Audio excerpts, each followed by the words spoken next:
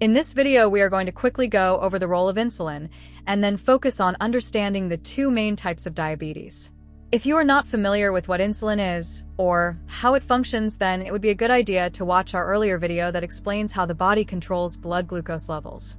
But to quickly summarize, insulin is a hormone produced and released by the pancreas when the level of glucose in the bloodstream becomes too high. Once released, insulin travels through the blood and binds to receptors on many different cells across the body. This binding tells the cells to take in some of that extra glucose and convert it into a storage molecule called glycogen. Because this process removes glucose from the bloodstream, it helps lower the concentration of sugar in the blood, bringing it back to a safe and normal range. Now, let us move on to the main topic, which is diabetes.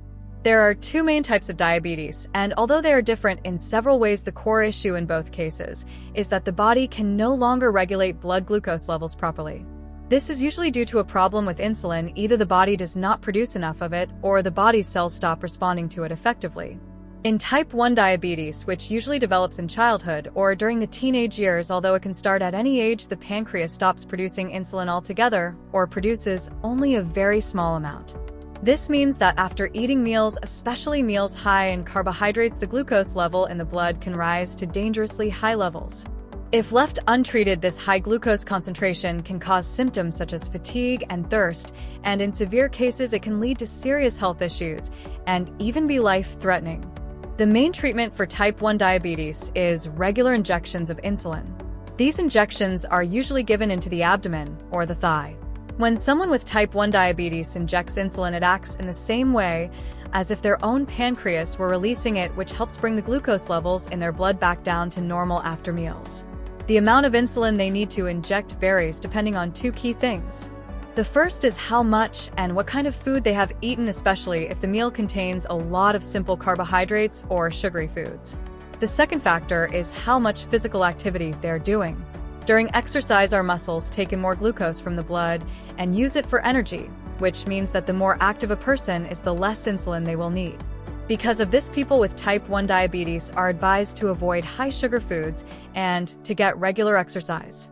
Now let us talk about type 2 diabetes, which is slightly different and tends to develop later in life, often in adults who have had poor dietary habits and low activity levels over many years. In this form of diabetes, the pancreas still produces insulin, and often in large amounts, but the problem is that the body's cells become resistant to it.